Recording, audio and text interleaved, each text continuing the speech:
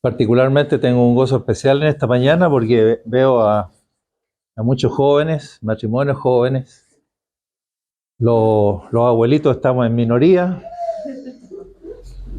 y eso habla bien de una iglesia local. Que los hijos y que los jóvenes estén presentes al Señor, comprometidos, sirviendo al Señor. Les felicito realmente. Los poquitos ancianos que estamos aquí hoy día, otros están ahora invernando.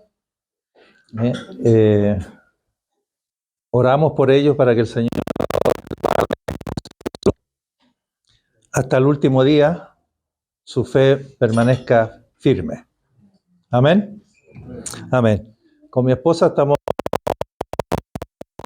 para visitarle una vez más. Gracias por eso. Y antes de compartir la palabra, quiero, para los que no saben, mostrarles mi última producción literaria, un comentario al libro de los Hechos, pero visto desde el enfoque de como un espejo, por eso el título, El espejo divino para las iglesias.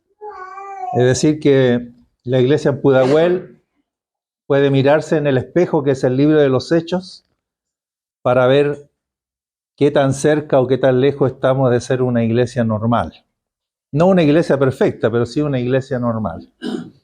Y no para descalificarnos o para condenarnos, sino más bien para desafiarnos a crecer. La iglesia debe ir creciendo de gloria en gloria, ¿no es cierto? Así que les comparto traje 4 ejemplares y les animaría a que se apuren en comprar porque me quedan los últimos 400. Los últimos 400. Y después de eso no hay más, así que apúrense en comprar. Amén.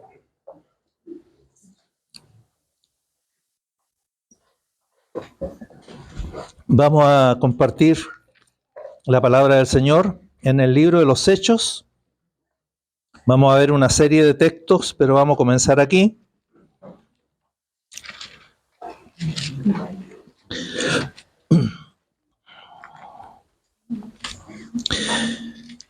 Lo que voy a compartir es parte de una materia que tengo que entregar en el mes de octubre a los ancianos y colaboradores. Así que estoy ensayando la materia mientras tanto para irla calentando. Y lo que voy a compartir es parte de eso. Hechos capítulo 2, versículos 22 y 23. Está predicando el apóstol Pedro en el día de Pentecostés, como ustedes saben, lleno del Espíritu Santo. Él se levanta a explicar, no sé si eran cientos, bueno, eran miles, porque de hecho 3.000 se convirtieron, así que eran unos cuantos miles de judíos que se acercaron al aposento alto a observar, eran copuchentos igual que los chilenos, a observar qué era ese tremendo estruendo que había ocurrido. Y entonces Pedro tuvo que levantarse lleno del Espíritu Santo y dar un tremendo mensaje que produjo la conversión de 3.000 personas más o menos. Entonces, en parte de su mensaje, les dice así, Hechos 2:22, varones israelitas, oíd estas palabras, 2 puntos. Jesús Nazareno, varón aprobado por Dios entre vosotros, con las maravillas, prodigios y señales que Dios hizo entre vosotros por medio de él, como vosotros mismos sabéis, a este, entregado por el determinado consejo y anticipado conocimiento de Dios, prendisteis y matasteis por manos de inicuos, crucificándole. Había que tener arrojo, valentía para, en la propia cara de ellos, acusarlo de esto, ¿no? Entonces les dice, ustedes, quiero centrarme en el versículo 23, a este, o sea, a este Jesús Nazareno, a este Jesús Nazareno que estuvo entre ustedes haciendo bien, porque anduvo haciendo maravillas, prodigios, señales entre ustedes, como ustedes mismos lo saben, les dice Pedro, o sea, ustedes son testigos de las cosas que Jesús hizo cuando estuvo entre ustedes, porque era varón aprobado por Dios. ¿Qué hicieron con él?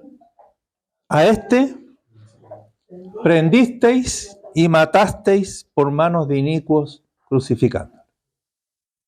En lugar de creer en él, ustedes lo arrestaron y lo mataron crucificándolo.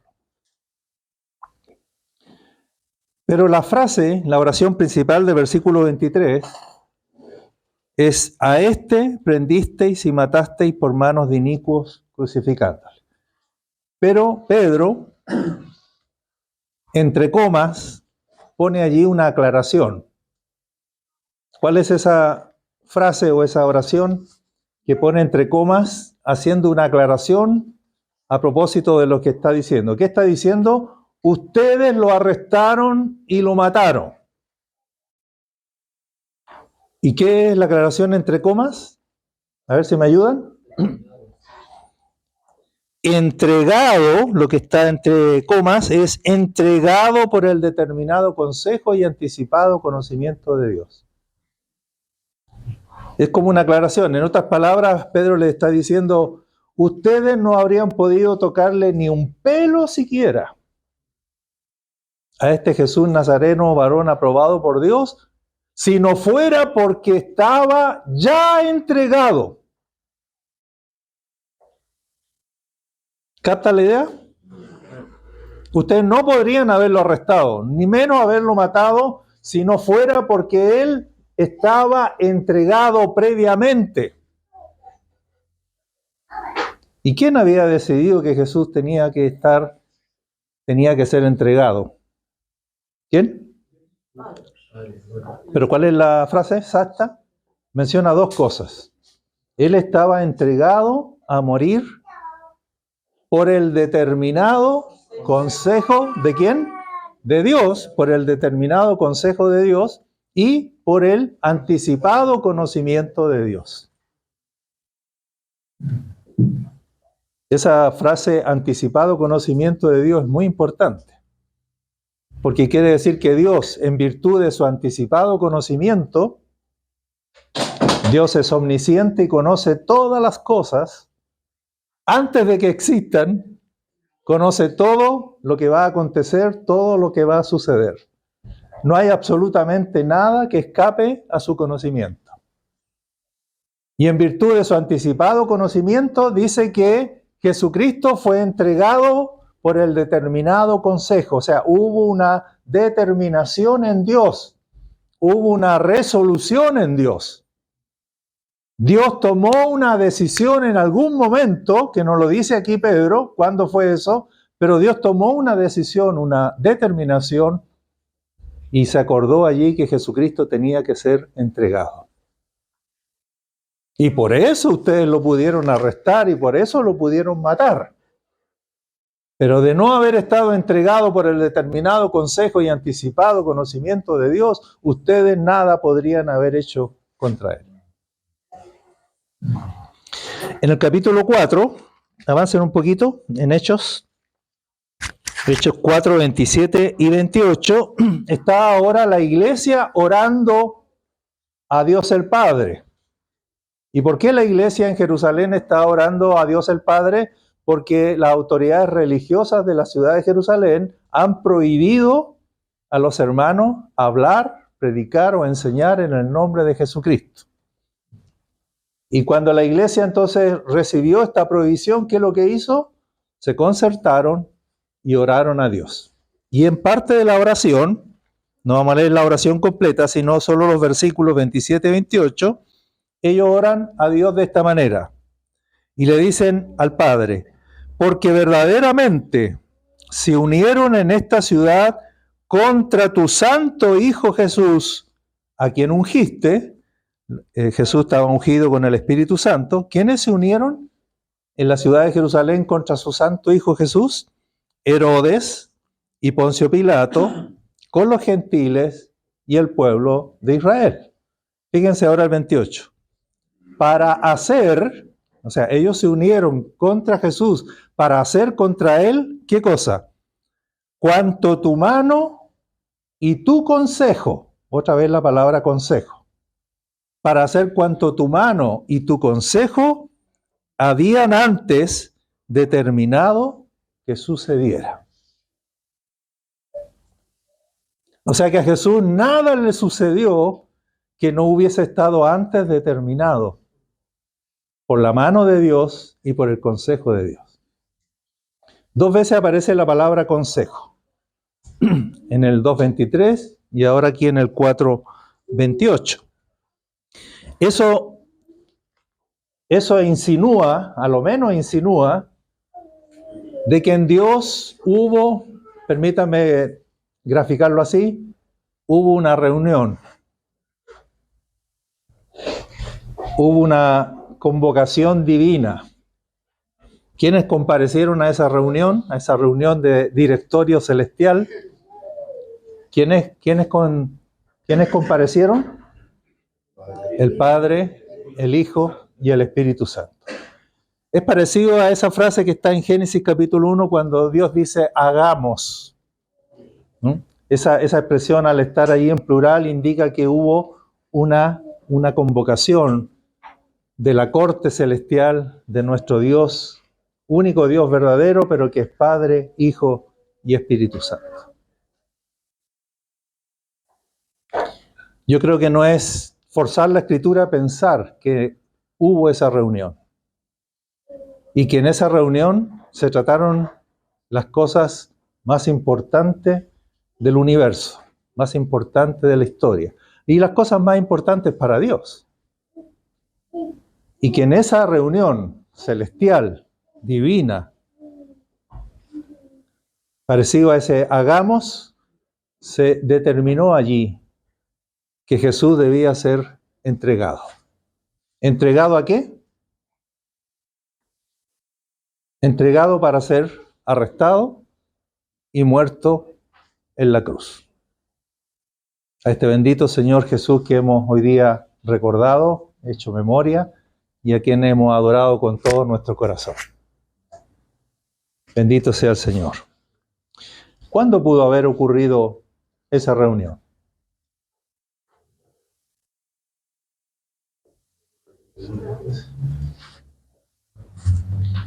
Cuando he preguntado en otros lugares a los hermanos, algunos me han dicho cuando Adán y Eva pecaron. Allí se produjo esta reunión de emergencia, ¿no? Y allí entonces se acordó la muerte del Señor Jesús. ¿Alguien tiene otra idea? ¿Cuándo pudo haber sido? Antes que el mundo fuese. Mire qué atrevido el hermano. ¿Podemos saberlo por la Escritura? ¿Podemos saber cuándo se habrá producido esta reunión? Donde Dios, en virtud de su anticipado conocimiento, se tomó la determinación de que Jesús tenía que ser entregado.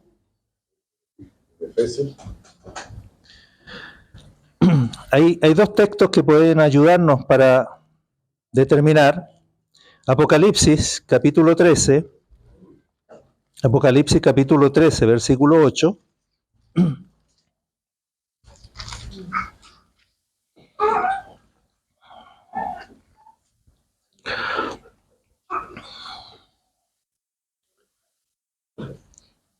Dice, aquí el contexto es que Juan está hablando con respecto a la bestia. La bestia es un personaje que para nosotros es más conocido ¿con qué nombre? El anticristo, ¿ya? Nosotros lo conocemos más como el anticristo que como la bestia. Pero aquí Juan lo llama la bestia, porque él vio una bestia, ¿no? Que tenía 7 cabezas, 10 cuernos, etc. Entonces dice el 8, y la adoraron a la bestia todos los moradores de la tierra. Tremenda expresión. Todos los moradores de la tierra adorarán a la bestia o al anticristo. Fíjese que el verbo es fuerte, ¿no? Adorar, ni más ni menos que adoración, de eso está hablando. Todos los moradores de la tierra, cuyos nombres, o sea, no eran todos, algunos no, cuyos nombres no estaban escritos en el libro de la vida del Cordero. ¿Qué quiere decir? Que a la bestia la adorarán todos los moradores de la tierra, excepto ¿quiénes? Los que tienen su nombre escrito en el libro de la vida del Cordero. ¿Hay alguien aquí que tiene su nombre escrito en el libro de la vida del Cordero? Levante la mano, por favor. ¿Ya? A los que no, para hacerle un llamado, para que sean...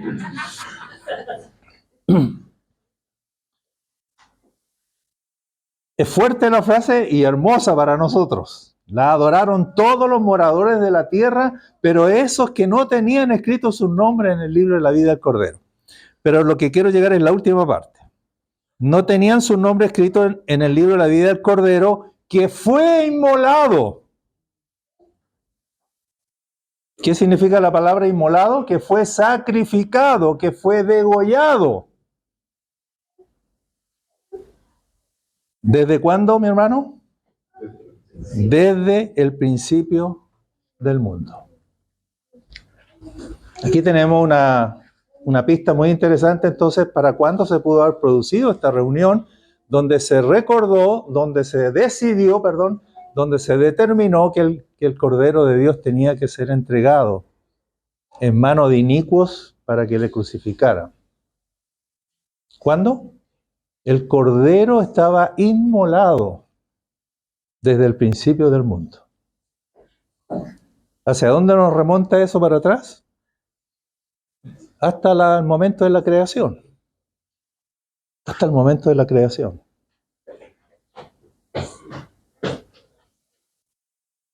No quiere decir que Jesucristo murió allá. Lo que está diciendo es que quedó acordado su muerte desde el principio del mundo. Así que aquí tenemos ya más o menos una idea de cuándo aconteció esa reunión divina, esa reunión celestial que Pedro está ahí invocando, diciéndole, ustedes no son más que meros instrumentos para llevar a cabo lo que Dios ya en su conocimiento anticipado había decidido que sucediera. ¡Aleluya!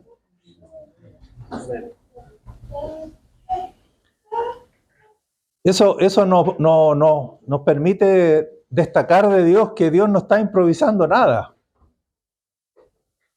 Dios sabe todo lo que ha de acontecer y por lo tanto, en virtud de su conocimiento anticipado, tiene determinadas absolutamente todas las cosas. Y eso a nosotros nos debe dar seguridad, nos debe dar esperanza y confianza. Que Dios no está improvisando, ni está parchando cosas, ni es tomado por sorpresa. Nunca. Que Él está llevando adelante su plan de manera perfecta y gloriosa. Alabado sea el Señor. Pero hay otro texto, Primera de Pedro, que nos va a decir más perfectamente todavía que el mismo Apocalipsis 13:8, Primera de Pedro capítulo 1, cuando se produjo esta reunión donde quedó acordada la muerte de nuestro Señor Jesucristo, el Cordero de Dios que fue inmolado en la cruz del Calvario. Vamos a leer Primera de Pedro 1:18. Desde allí vamos a leer hasta el 20. Dice, sabiendo, dice Pedro, que fuisteis rescatados o redimidos. ¿De qué fuimos rescatados, hermano? De nuestra vana manera de vivir. ¿Estamos de acuerdo con el Señor de que nuestra antigua manera de vivir era vana, era vacía, sin sentido? Fuimos rescatados, aleluya. Pero no fuimos rescatados de esa vana manera de vivir con cosas corruptibles como oro o plata. Nadie pagó por ser rescatado. No fue con dinero, no fue con algo que nosotros logramos, sino con qué fuimos rescatados de nuestra vana manera de vivir. Versículo 19. sino con la sangre preciosa de Cristo. Aleluya. Eso hemos celebrado en este momento, en este día, en esta reunión. Hemos celebrado nuestra redención mediante la preciosa sangre de Jesucristo. ¿Es preciosa la sangre de Cristo? ¿Es preciosa para ti? ¿Es preciosa para la iglesia? Amén. ¿Qué tan preciosa? Dice, como de un cordero sin mancha y sin contaminación. Así de preciosa. Ahora fíjese el versículo 20. Ya destinado. ¿Destinado a qué? Pedro usó el verbo entregado. Ahora el mismo Pedro está usando acá otro verbo, pero que es sinónimo, destinado. ¿Destinado a qué? Ayúdenme a predicar. ¿Destinado a qué? A morir. El versículo anterior dice, fuimos rescatados con la preciosa sangre de Cristo como de un cordero sin mancha y sin contaminación. Ya destinado a ser ese cordero. Ya destinado a ser ese cordero que con su sangre preciosa nos iba a rescatar. ¿Ya destinado desde cuándo? Léalo conmigo ahora, porque este está más clarito y este ya nos deja locos a todos. Ya destinado desde antes de la fundación del mundo. En Apocalipsis decía desde la fundación del mundo, pero aquí dice desde antes, o sea, todavía un poquito más atrás. ¿Qué quiere decir desde antes de la fundación del mundo? Cuando todavía no había nada de nada excepto Dios. Cuando solamente existía Dios y no había cielo, ni había tierra, no había creación, no habían estrellas, no había sol, no habían galaxias, no había ser humano, no habían ángeles, no había nada de nada. Desde antes de la fundación del mundo, desde antes de la creación del universo, Jesucristo ya estaba destinado a ser ese cordero sin mancha y sin contaminación que con su preciosa sangre nos rescataría de nuestra vana manera de vivir. Así que, ¿dónde se produjo esta reunión? ¿Donde Jesucristo fue destinado a ser ese cordero? ¿Cuándo ocurrió esta reunión donde Jesucristo se determinó que Jesucristo sería entregado en manos de inicuos para que le crucificaran? Antes de la creación. Antes del hagamos al hombre. Antes de Génesis 1:1. Eso nos lleva entonces a la eternidad pasada. Allí se resolvió. Entonces esa reunión tiene que haber sido muy importante. Yo hasta hace poco pensaba que nada podríamos saber de esa reunión, que solo podríamos elucubrar algunas cosas. Pero el bendito Espíritu Santo me ha ido mostrando por la Escritura lo que ocurrió en esa reunión. ¿Qué se conversó en esa reunión? ¿Qué se resolvió en esa reunión? Todavía no tengo el cuadro completo. Sigo abierto a que el Espíritu Santo me siga enseñando. Pero en esa reunión, fíjese, cuando no había nada todavía, cuando Dios todavía no iniciaba ningún acto de creación, solo existía el Dios eterno, Padre, Hijo y Espíritu Santo. En esa reunión había que resolver a lo menos dos cosas importantes. La primera es, recuerden la frase, anticipado conocimiento de Dios. Dios mira para adelante si es que ellos van a crear, mira para adelante y sabe absolutamente todo lo que va a pasar. ¿Qué va a pasar? ¿Podemos mencionar algunas cositas que Dios con su anticipado conocimiento pudo ver, pudo prever que el hombre iba a pecar, que este ser que Dios iba a crear, el ser humano, iba a pecar, iba a caer? ¿Qué más? ¿Vamos a mencionar otra cosita nomás? con los ángeles que todavía no estaban creados, que Satanás y una tercera parte de los ángeles se iban a rebelar. Entonces la primera cosa que había que resolver en esa reunión es, ¿vale la pena crear? Imagínense ahí al Padre, al Hijo y al Espíritu Santo conversando. ¿Vamos adelante con la creación sabiendo lo que va a pasar? ¿Valdrá la pena hacerlo si vemos anticipadamente las cosas que van a ocurrir? ¿Cuál fue la respuesta a esa incógnita? Que sí. ¿Y cómo sabemos que sí? Porque lo hizo. Y si lo hizo es porque vale la pena. De lo contrario, Dios no lo hubiese hecho. Dios siempre hizo lo mejor. Dios siempre hizo lo más perfecto. Así que si decidió crear es porque está claro que valía la pena hacerlo. Pero la segunda cosa que había que resolver en esa reunión era, si decidimos crear sabiendo lo que va a pasar, ¿qué hacemos? ¿Qué hacemos frente a eso que va a pasar?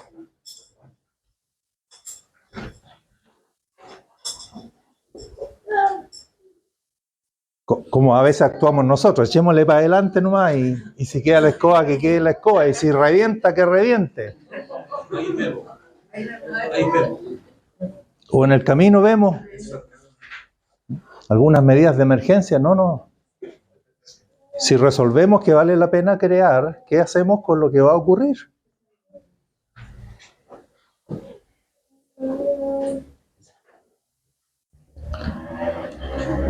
Permítanme imaginarme nomás así, ¿no? Que se miraba el Padre con el Hijo con el Espíritu Santo los miraba a los dos.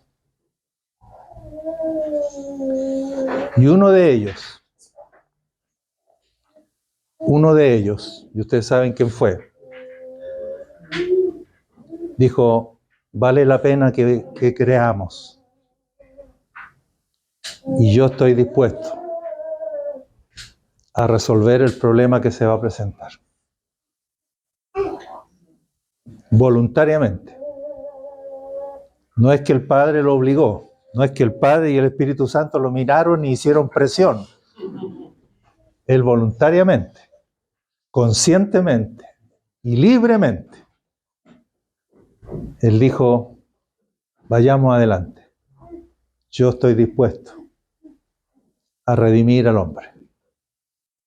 Yo estoy dispuesto a pagar el precio por este hombre que todavía no está creado y que todavía no peca, pero que según el anticipado conocimiento de Dios, él se inmoló ese día.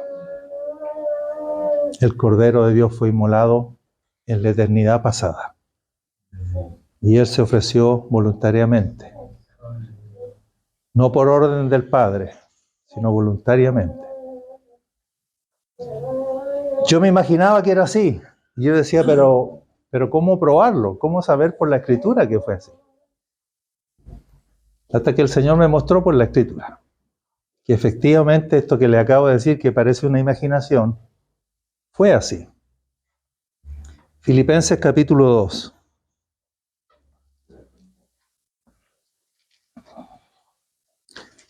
Versículos 5 y 6. Y ustedes conocen esa escritura, que se dice que es parte de un cántico que cantaba la iglesia y que Pablo, por ser un cántico tan precioso, lo insertó en su carta a los filipenses. Pero antes de entrar al cántico, en el versículo 5, Pablo usa este cántico para decir, haya pues en nosotros, vamos a decir nosotros aquí los de Pudahuel, haya pues en nosotros, ¿qué cosa? Este sentir, atención, que hubo, cuando hubo este sentir, haya pues en ustedes este sentir que hubo también en Cristo Jesús. No dice en el Padre ni dice en el Espíritu Santo. Este sentir que hubo en Cristo Jesús. Y luego explica el sentir que hubo en Cristo Jesús. Y la pregunta es, ¿cuándo hubo este sentir en Cristo Jesús? Así que me parece clarita esta escritura porque está hablando del sentir que hubo en Cristo. Repito, no en el Padre también hubo un sentir y en el Espíritu Santo también hubo un sentir, pero aquí está hablando del sentir que hubo en Cristo Jesús. Y Pablo dice, inspirados en ese sentir que hubo en Cristo, por favor, iglesia en Pudahuel, ustedes tengan también este sentir. ¿Cuál es el sentir? Dice versículo 6, el cual, Cristo Jesús, ¿qué cosa? Siendo en forma de Dios. ¿Qué quiere decir que Jesucristo era en forma de Dios? Que era Dios, que era igual a Dios, porque la frase que sigue lo dice, el cual siendo en forma de Dios, no estimó el ser igual a Dios. Me gusta la escritura hermosamente inspirada porque se va interpretando sola. En forma de Dios significa que no estimó Jesucristo el ser igual a Dios. En forma de Dios es igual a Dios. ¿Ya? Pero Jesucristo en esto consistió su sentir, que no estimó el ser igual a Dios como una cosa que aferrarse. ¿Qué quiere decir eso? Que no es algo, la calidad de Dios que Él tiene, no es algo de lo cual Él no podía desprenderse. ¡Aleluya! Que no es algo de lo cual se tomó y el Padre y el Espíritu lo tiraban. Y Él se aferraba y no, yo no puedo renunciar a esto. Siendo igual a Dios, Él estuvo dispuesto a renunciar a su calidad de Dios. Porque el texto que dice es, no estimó el ser igual a Dios como cosa que aferrarse, sino que se despojó. ¿De qué se despojó? De la calidad de Dios que tenía. ¿Para qué? Para hacerse hombre. Este fue el sentir que hubo en Cristo Jesús. ¿Y cuándo quedó acordado eso? Cuando quedó acordada su muerte. Cuando quedó acordada su muerte, quedó acordado que Él se iba a tener que desprender de su calidad de Dios para hacerse hombre. Y una vez hecho hombre iba a ser entregado en manos de inicuos y iba a morir crucificado. Bendito nuestro Señor Jesucristo, que no estimó el ser igual a Dios como algo de lo cual no podía desprenderse, de lo cual no podía soltarse. Se soltó, hermanos. Otra versión, en vez de decir se despojó, dicen renunció. Otra versión dice se rebajó. ¿Cuándo tuvo este sentir si no fue en aquella reunión? Cuando se acordó que Él tenía que ser entregado. En esa reunión donde quedó destinado a ser ese cordero, sin mancha y sin contaminación, que con su sangre preciosa nos rescataría de nuestra vana manera de vivir. ¿Está claro, no es cierto? ¿Está claro ahí la escritura?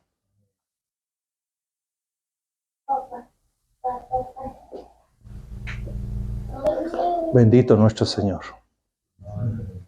Nosotros jamás podremos comprender a cabalidad qué significaba para Él, siendo en forma de Dios, despojarse para tomar forma de siervo. Y estando en la condición de hombre, hacerse obediente a su Padre hasta la muerte y muerte de cruz. Nosotros jamás entenderemos eso. Porque estamos hablando de un ser increado que va a tener que hacerse criatura, hacerse hombre. Algunos por ahí ponen, en los comentarios ponen ejemplos. Sería como que el hermano Néstor lo vamos a comisionar a evangelizar a las hormigas. Entonces el hermano Ernesto tiene que ir a evangelizar a las hormigas, pero para ir a evangelizar a las hormigas no puede ir como ser humano. ¿Qué tenemos que hacer con el hermano Néstor? Convertirlo en hormiga, para que vaya y evangelice a las hormigas. Y se pone un poco ese ejemplo para que tengamos una pequeña idea de lo que puede haber significado para el verbo de Dios. Desprenderse voluntariamente y decir, yo un día voy a tomar la forma humana. El verbo va a ser hecho carne. Pero no es comparable ese ejemplo, porque todavía usted es criatura y de todas maneras tendría que convertirse en una criatura menor, pero criatura convertida en otra criatura. Un ser humano convertido en hormiga.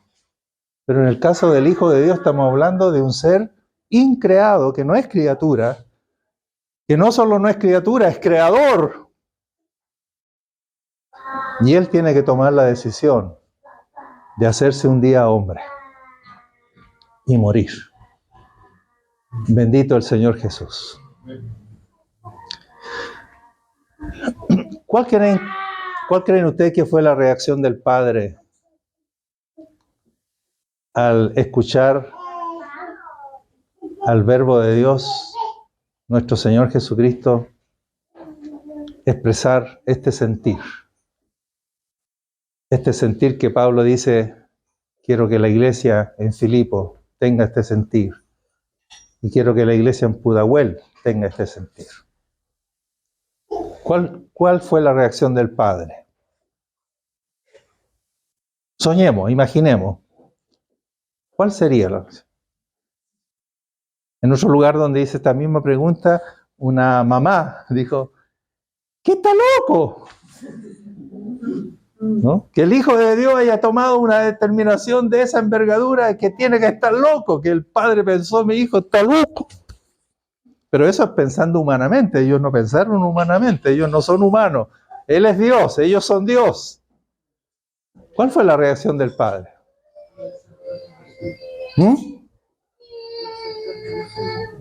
O sea, la reacción del Padre fue de gozo, de alegría. ¿No? Es como decir, este es mi hijo. O cuando nuestras esposas nos impresionan con un gesto extraordinario y uno dice, esta es mi mujer. El Padre y el Espíritu Santo hicieron así.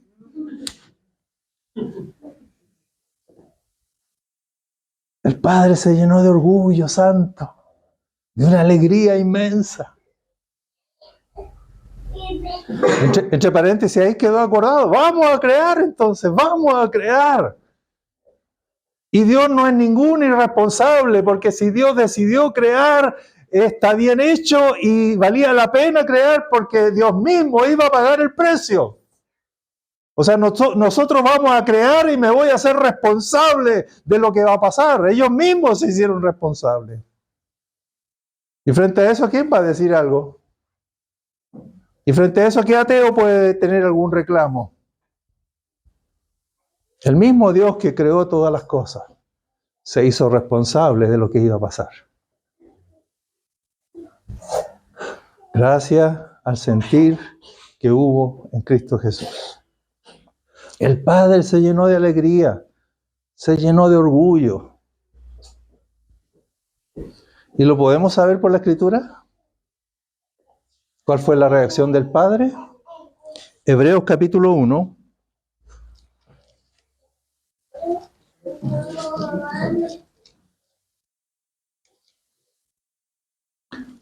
Versículo 2.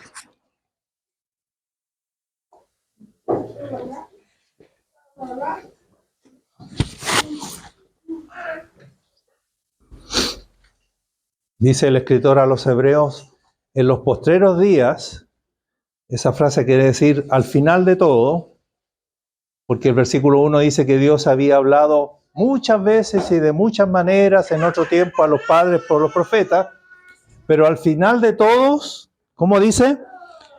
Nos ha hablado por el Hijo. Ahora fíjese la frase que sigue.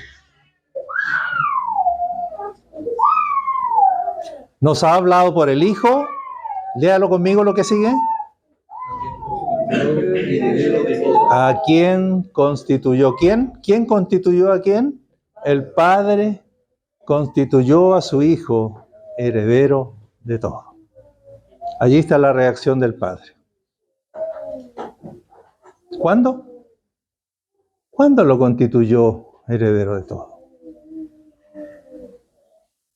En esa misma reunión. Esa es la reacción del Padre al sentir que hubo en Cristo Jesús.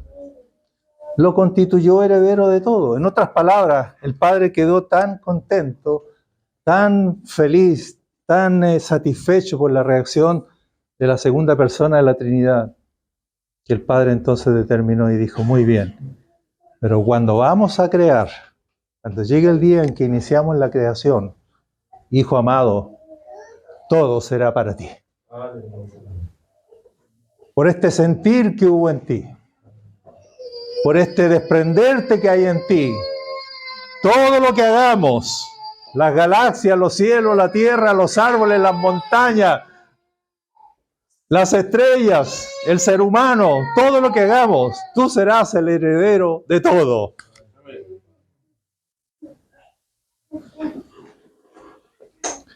Y por eso Pablo, escribiendo a los Colosenses, dice que Jesucristo es el primogénito de toda creación. ¿Qué quiere decir que era el primogénito de toda creación? El versículo que sigue lo explica, dice, porque en Él fueron creadas todas las cosas. ¿Quién es ese Él? Jesucristo, porque en Él fueron creadas todas las cosas, las que están en los cielos y las que están en la tierra, las visibles y las invisibles. Todo fue hecho por medio de Él y para Él. Y a veces nosotros malentendemos a Dios porque pensamos que Dios es como nosotros. Nosotros a veces privilegiamos a nuestros hijos porque son nuestros hijos. Eso se llama nepotismo. Yo le hago carrera a mi hijo porque es mi hijo. Y pensamos que Dios hizo eso con su hijo. No, su hijo se lo ganó. Su hijo lo merece. Su hijo es digno, no porque es hijo del Padre Celestial, es porque hubo este sentir en Cristo Jesús, que entonces el Padre dijo, muy bien, hijo, todo será para ti. Vamos a crear, pero todo será para ti. Serás el heredero de todo. Y la iglesia dice, amén, estamos de acuerdo con Dios. ¿Quién tuvo un sentir así? Es digno de heredar todas las cosas. El Salmo 2 dice, yo publiqué este decreto una vez que Jesucristo resucitó. ¿Cuál es el decreto? Que el Padre le dijo, hijo, pídeme las naciones y yo te las daré por herencia. Jesucristo es el heredero de las naciones. Las naciones le pertenecen al Señor Jesucristo. Bendito sea el Señor. Y es un decreto de Dios. Es un decreto de Dios que salió a la luz, ese decreto con la resurrección de Cristo. En otras palabras, el Padre le está prometiendo al Hijo, todas las naciones de la tierra serán tuyas. Si usted va a Apocalipsis, el toque de la última trompeta, Apocalipsis capítulo 15, ¿anuncia qué cosa la última trompeta? Todos los reinos del mundo han venido a ser de su Señor, del Señor, han venido a ser del Señor y de su Cristo y de su bendito Hijo. ¿Lo creemos, hermano? Amén. Chile para Cristo. Venezuela para Cristo. Aleluya.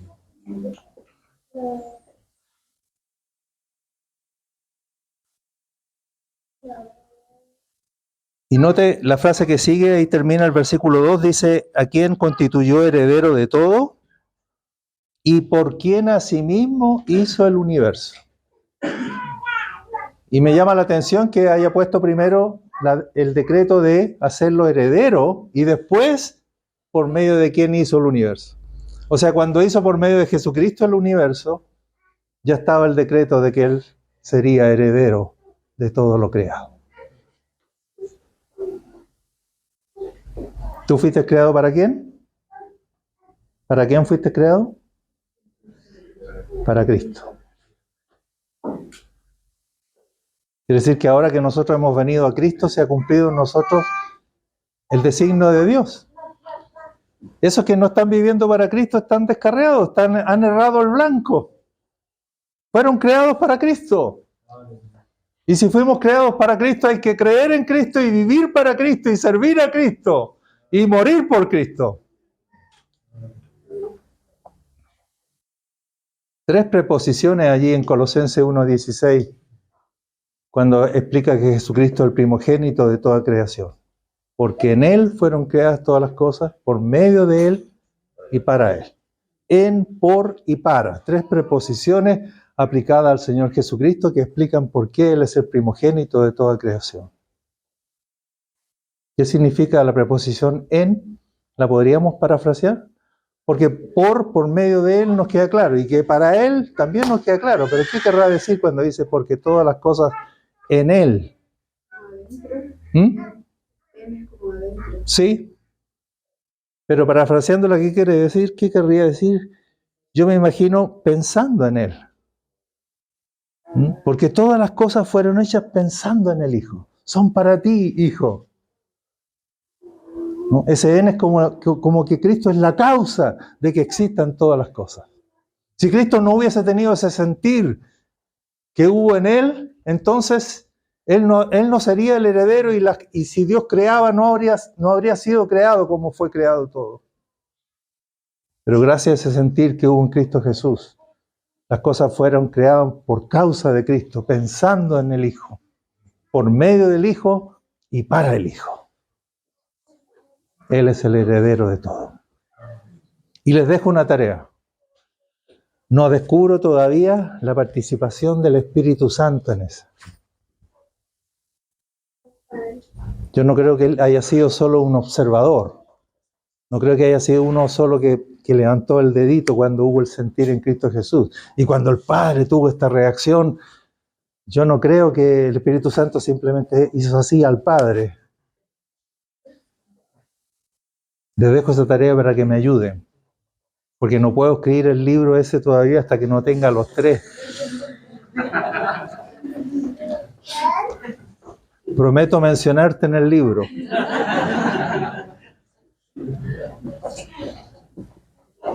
No, pero en serio.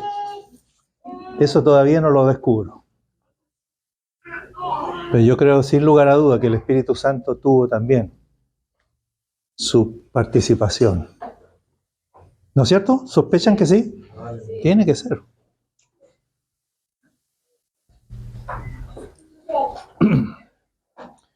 Hermanos queridos, ¿pueden aquilatar lo que estamos diciendo? Que entonces la redención quedó establecida antes de la creación. ¡Wow! Diga wow. ¡Wow! La redención quedó establecida antes de la creación.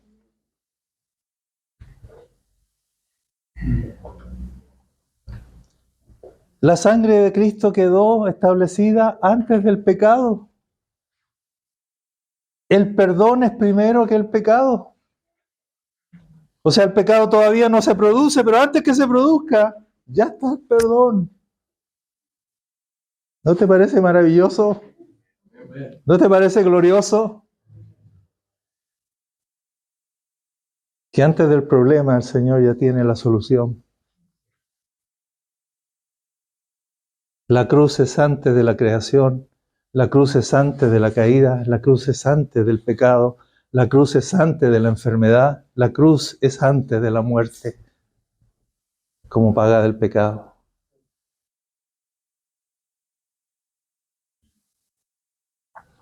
Y permítanme esta herejía entre comillas. Y nosotros tanto color que le damos con el pecado. ¿Sí o no? Tanto color que le damos. Y casi vivimos en función del pecado. Que no vaya a pecar, y que ya pequé, y que ahora la culpa, y que ahora aquí, y que ahora allá. Como que viviéramos siempre. Y Dios lo resolvió antes que ocurriera.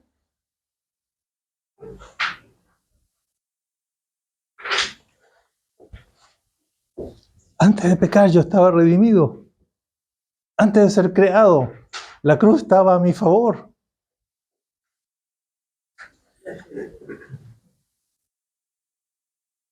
¿Qué implicancias tiene entender esto? ¿Eh? ¿Qué implicancias tiene? Yo creo que debiera darnos otro enfoque a nuestra teología, otro enfoque a nuestra práctica, a cómo anunciamos el Evangelio. Ahora queda mucho más claro por qué el Evangelio es una buena noticia. ¿Cómo no va a ser una buena noticia?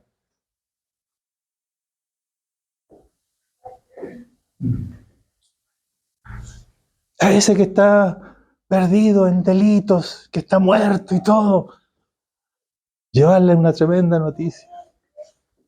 Dios no solo lo sabía, no solo lo permitió, Dios lo tiene resuelto antes de la fundación del mundo.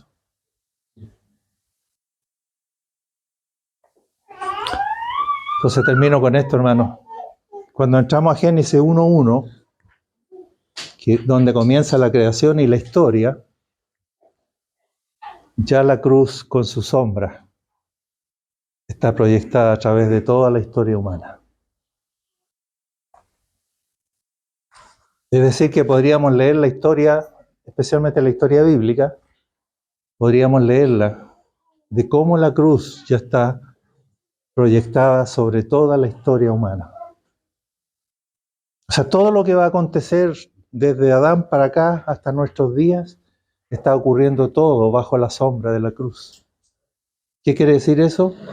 Que Dios está decidido a salvar, que Dios ya decidió salvar, que Dios ya decidió perdonar, que Dios ya decidió redimir.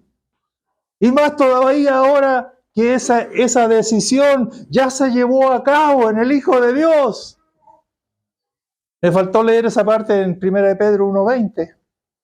Ya destinado desde antes de la fundación del mundo, pero manifestado.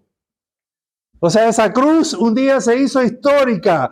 Todo lo que hemos hablado desde la cruz antes de la historia. Es la cruz en la prehistoria, cuando no había ni tiempo ni espacio. Pero esa cruz se hizo histórica. Fue manifestado en los postreros días por amor a nosotros. Y esa cruz que ya estaba decidida un día históricamente se cumplió cuando Cristo murió en la cruz del Calvario. Y más encima ya eso se cumplió, esa decisión ya se llevó a cabo, esa resolución, esa determinación divina ya se cumplió. ¿Qué hemos recordado hoy día? ¿Qué es lo que hemos hecho? Que Jesús murió. No solo allá, sino en la cruz del Calvario también. Ya murió y Cristo resucitó y vive por los siglos de los siglos.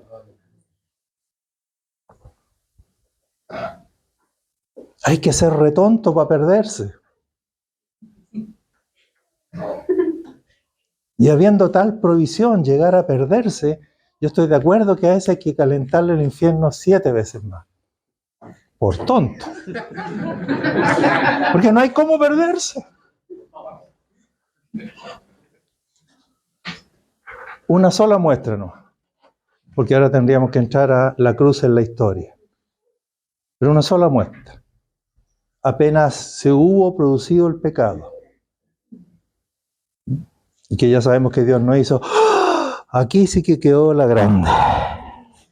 Se nos echó a perder todo. Reunión urgente, reunión de directorio urgente. El Ministerio de Educación nos tiene amenazados. ¿Qué sé? No hubo necesidad de algo así. En el mismo momento en que Adán y Eva caen, Dios cuando los llama a terreno uno a uno, porque participaron tres actores, Adán, Eva, ¿y quién más? Y Satanás. ¿Y qué le dice a Satanás? Ahí en el mismo momento en que se ha producido el pecado. Que uno dice, entonces Dios va a sacar la espada y va a cortar cabeza, su santidad va a no dejar a nadie vivo.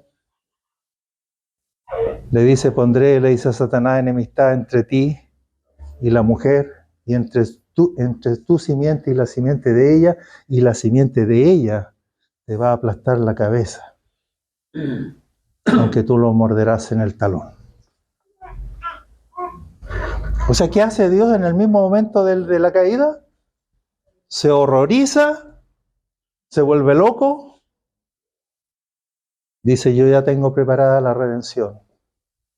Ganaste una batalla, pero no la guerra. Y te digo, Satanás, perdón, no lo voy a apuntar más a usted. En el otro ejemplo estaba bien, pero ya me estoy yendo al chancho. Y te digo, Satanás,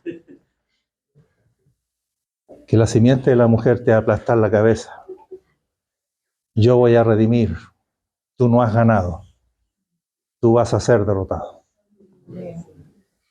¿No le parece una reacción tremenda que solo se explica porque Dios ya tiene acordado, determinado? Su anticipado conocimiento previó todo y Dios resolvió todo. ¿Y qué hace con Adán y Eva? Que llegaron a presentarse con hojas de higuera, porque eso hace el pecado en nosotros, ¿no? La reacción al pecado nuestra, humana, ¿cuál es? Escondernos, taparnos. Y seguimos así hasta el día de hoy. Y la mayoría de ustedes aquí, por causa de que la iglesia no funciona como funciona, todos nos escondemos, yo también.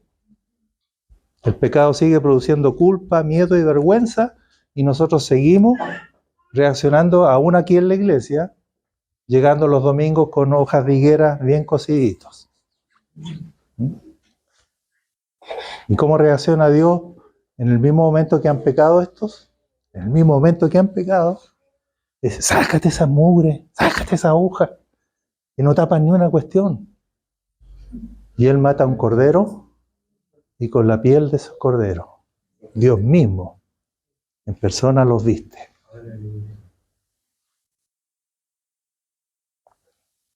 Diciendo que yo tengo resuelto esto. Este cordero, que fue el primero, un animal, yo un día voy a enviar a mi hijo como un cordero. Y ustedes van a ser vestidos de la vergüenza, del miedo y de la culpa que produce el pecado. ¿Con qué nos vistió? ¿Qué representan esas pieles de oveja? ¿Qué representa esa piel de oveja? La justicia de Cristo. Nosotros estamos lavados con la sangre de Cristo y vestidos con la justicia de Cristo, que es perfecta.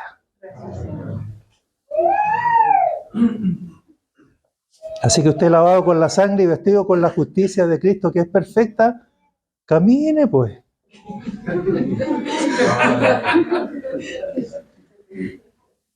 ¿Ah? No ande hasta la forma corporal acusándonos. Yo soy indigno, pequé en la mañana. Antes de llegar aquí a la reunión peleé con mi esposa en la casa, pero aquí entrando hay que ponerse el traje de hojas de higuera. Y andamos dando la apariencia que no pecamos. ¿Para qué? ¿Por qué? Si somos pecadores, pero somos pecadores redimidos.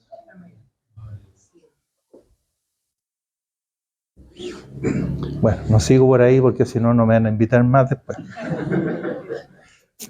Bendito el Señor. Fíjense ahí, en el mismo momento del pecado, la reacción de Dios no le asombra, no la encuentran extraordinaria. O sea que Dios, en vez de sacar la espada y cortar cabeza, termina vistiéndolos.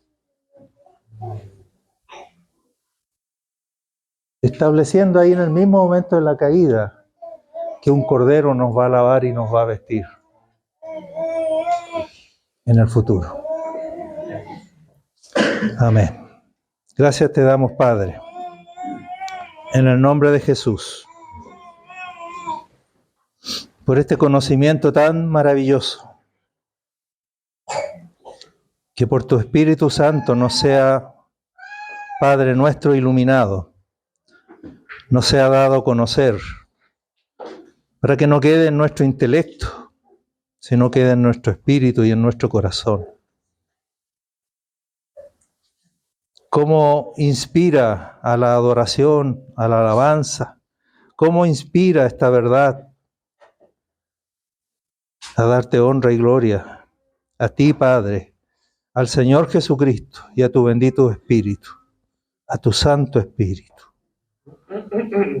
Padre, gracias por permitirnos rasguñar estas cosas que son tan celestiales, tan misteriosas, tan benditas, tan gloriosas, tan sublimes.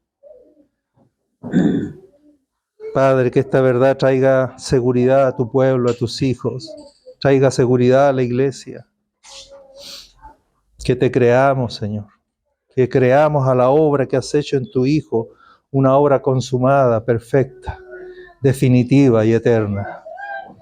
Sí, Padre, que así sea en el nombre de Jesús, en el nombre de Jesús. Amén. Amén. Muchas gracias, hermano.